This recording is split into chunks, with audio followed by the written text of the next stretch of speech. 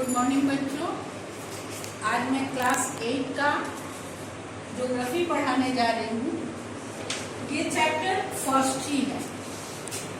इसमें आप लोगों को मैं संसाधन एवं उनके प्रकार बताएंगे। सबसे पहले हम इसके बारे में थोड़ा सा परिचय दे देना चाहते हैं। मनुष्य जब पृथ्वी पर सभ्य बना, आदि मानव से जब वह सभ्य मानव बना, तो धीरे धीरे उसकी आवश्यकता बढ़ती गई और आवश्यकताओं के बढ़ने के साथ साथ वो प्रकृति में पर्याप्त वस्तुओं पर ध्यान देने लगा और जिन जिन वस्तुओं को उसने उपयोग करना शुरू किया वो उनके लिए उपयोगी हो गए और वही वस्तु संसाधन बन गए। उन्होंने उन वस्तुओं का प्रयोग अपने बुद्धि के आधार पर, अपने तकनीक के आधार पर और अपने आवश्यकता के आधार पर प्रारंभ किया। तो आज हम उसी संसाधन के बारे में पढ़ने जा रहे हैं।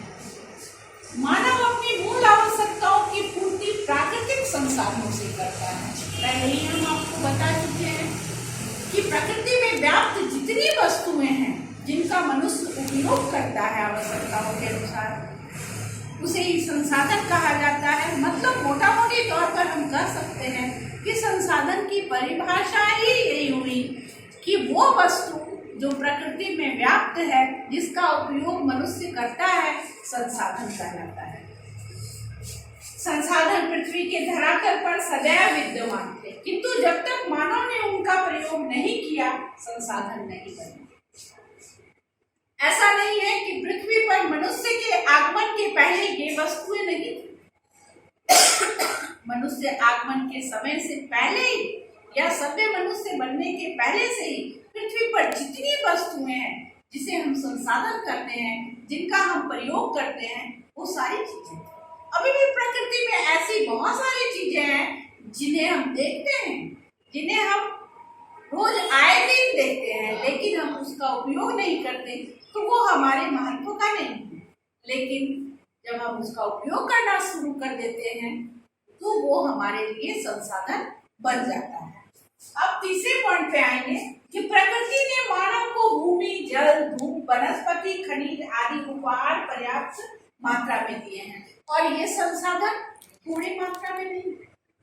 हाँ, पृथ्वी पर कहीं किसी चीज की मात्रा अधिक है, किसी चीज की मात्रा कम है, लेकिन प्रत्येक चीज पृथ्वी पर पर्याप्त रूप में मिले हुए हैं, जिसका मनुष्य अगर बुद्धिमत्तापूर्ण उपयोग करे तो वो कभी खत्म होने वाले नहीं है। बहुत से संसाधन तो ऐसे हैं जिनका हम उपयोग करते हैं और फिर प्रकृति में पुनः वो तैयार हो जाते हैं, लेकिन बहुत सा संसाधन ऐसा है जिसका हम उपयोग करते हैं लेकिन उसके बनने में बहुत से वर्ष लग जाते हैं। मानव ने प्राकृतिक उपहारों का उपयोग किया है और प्रौद्योगिकी के उपयोग द्वारा उन्हें संसाधनों में बदल दिया है, लेकिन प्रकृति में व्याप्त सारे संसाधनों को हम या सभी वस्तुओं को हम संसाधन तभी बना सकते हैं जब उसके बनने के बाद वो समाज के लायक, वो सौंदर्य परक हो। कुछ संसाधन ऐसे हैं जैसे वन, या कहीं पे हम कुछ पेड़, वृक्ष, पौधे लगाते हैं, वो देखने में अच्छे लगते हैं। बाग बगीचे पृथ्वी पर लगाते हैं, वो देखने में अच्छे लगते हैं, जो आज पर्यटन के क्षेत्र में आ रहे हैं। ये भी संसाधन तो कुछ कानूनी रूप से मान्य होंगे। प्रकृति में बहुत से ऐसे संसाधन हैं जो औषधि के रूप में प्रयोग होते हैं, लेकिन वो नशे के रूप में भी प्रयोग होते हैं। जब हम उसे औषधि के रूप में प्रयोग करते हैं तो वो कानूनी रूप से मान्य है, लेकिन वैसे संसाधन जब वो नशे के रूप में प्रयोग होने लगता है तो वो समाज में मान्य नहीं है, उसे कानूनी मान्यता प्राप्त नहीं है। तो हमें संसाधनों को उपयोग करने के पहले इन सारी चीजों को देखना होगा। बहुत से संसाधन ऐसे हैं जो गुणात्मक रूप में अच्छे हैं, जैसे थोड़े से संसाधन ही हमें पर्याप्त लाभ देते हैं, लेकिन बहुत से ऐसे संसाधन हैं जिन पर हमारा खर्च बहुत ज्यादा होता है, लेकिन उससे हमें लाभ बहुत ज्यादा नहीं मिलता।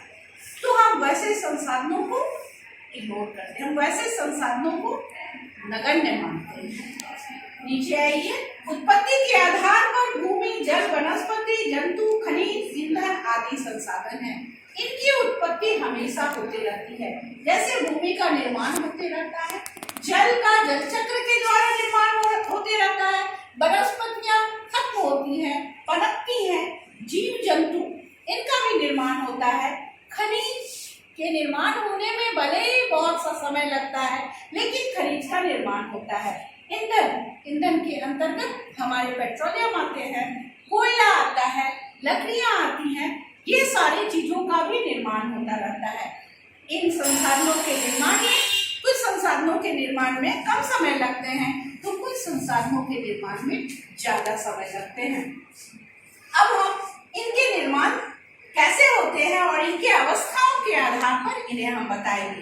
पहले विकास की अवस्थाओं के आधार पर संभाव्य, वास्तविक और संरक्षित संसाधन। संभाव्य संसाधन हम उसे कहते हैं जो संसाधन कितना है, हम उसका उपयोग कर रहे हैं और आगे भी हमें आने वाली पीढ़ी के लिए बचा रहेगा, बचा के रखना है, ये संभाव्य संसाधन है। तो वास्तविक संसाधन हम उसे कहते हैं जिसका हमें पता है, लेकिन उसके लिए उत्तम क्वालिटी का हम तकनीक खोज रहे हैं, उत्तम क्वालिटी का हम प्रौद्योगिकी खोज रहे हैं, ताकि उसका विकास हो सके और लोगों को लाभ हो सके। जैसे अफ्रीका में व्याप्त संसाधन। और संरक्षित संसाधन हम उसे कहते हैं जो हमें पता है, जैसे निम्न कोटि का कोयला, हमें पता है कि ये कोयला पृथ्वी के गर्भ में इतनी है, कहाँ कहाँ है और कितना है, लेकिन उसे निकालने में इतना खर्च है कि हम उस कोयले को नहीं निकालते हैं, क्योंकि वो निम्न कोटि का कोयला है, निम्न कोटि का लोहा है। इसलिए ऐसे संसाधन को संरक्षित संसाधन कहते हैं। मतलब वो है, लेकिन हम उसका उपयोग नहीं करते हैं। भविष्य में जरूरत पड़ा तो हम उसका उपयोग कर सकते हैं। अब नवीकरण के आधार पर नवीकरणीय, अनवीकरणीय तथा चक्रीय संसाधन। नवीकरणीय संसाधन हम उसे कहते हैं जो संसाधन रोज खत्म होते हैं और रोज बनते हैं। जैसे सौर ऊर्जा, पवन ऊर्जा, ज्वारीय ऊर्जा, इनका निर्माण रोज होता है। ये संसाधन कभी खत्म नहीं होते, उसे हम नवीकरणीय, वनस्पति को भी हम कर सकते हैं, वन को भी कर सकते हैं, उनमें थोड़ा टाइम लगता है, लेकिन सौर ऊर्जा, पवन ऊर्जा, इनमें कम से कम समय लगता है। अब दूसरा संसाधन है अनवीकरणीय, वैसा संसाधन जिसका हम उपयोग करते हैं और उसका समूल ही नष्ट हो जाता है। जैसे कोयला, कोयला को एक बार हम उपयोग कर लेने के बाद उसे पुनः प्राप्त नहीं कर सकते। लकड़ी, पेट्रोलियम इत्यादि, ये अनवीकरणीय संसाधन है। ऐसे संसाधन खत्म होने के बाद प्रकृति के द्वारा कई सौ वर्षों में बनाए जाते हैं। तीसरा है चक्रीय संसाधन, वैसे संसाधन जिनका प्रयोग हम करते हैं और फिर वो अगर टूट जाते हैं, बिखर जाते हैं, तो पुनः उसका प्रगलन करके फिर हम उस वस्तु का निर्माण कर सकते हैं, जैसे सोना, चांदी, लोहा इत्यादि। ऐसे संसाधनों को चक्रीय संसाधन कहते हैं। मानव संसाधन सर्वोत्तम संसाधन है, लेकिन फिर बाद में एक बात आती है कि इन संसाधनों का उपयोग मानव कब करता है? क्या आदि मानव इन संसाधनों का उपयोग करते थे? नहीं, इसलिए क्योंकि उन्हें पता नहीं था, उनके पास इसकी जानकारी नहीं था। तो इन संसाधनों का प्रयोग करने के लिए मानव को स्वयं संसाधन बनना पड़ेगा। उन संसाधनों को कैसे तकनीक के द्वारा संसाधन बनाए, कैसे उसका उपयोग करे, इसलिए प्रकृति में मनुष्य स्वयं अपने खुद बहुत बड़ा संसाधन है, तभी जाके इन संसाधनों का वो उपयोग कर सकता है। आर्थिक विकास संसाधनों के अधिकाधिक दोहन पर निर्भर करता है। किसी भी देश का आर्थिक विकास वहाँ के पर्याप्त संसाधन और उसके दोहन पर निर्भर करता है। इसी से देशों को हम 3 कैटेगरियों में बांटते हैं, विकसित देश, अविकसित देश और विकासशील देश। आप ध्यान देके देखेंगे कि विकसित देशों में आर्थिक संसाधनों का, विकसित देशों में संसाधनों का बहुत ज्यादा उपयोग हुआ है, इसलिए उस देश का आर्थिक विकास अधिक हुआ।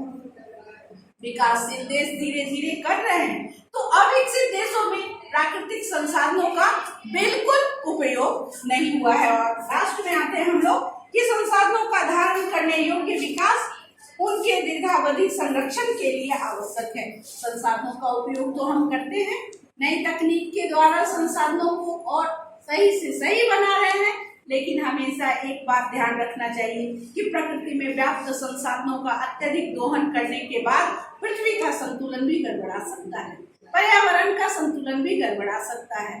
इसलिए हम उतना ही दोहन करें और उसे संरक्षण देते हुए उसका उपयोग करें, ताकि हमारे आने वाली पीढ़ी को भी इन संसाधनों का लाभ हो सके।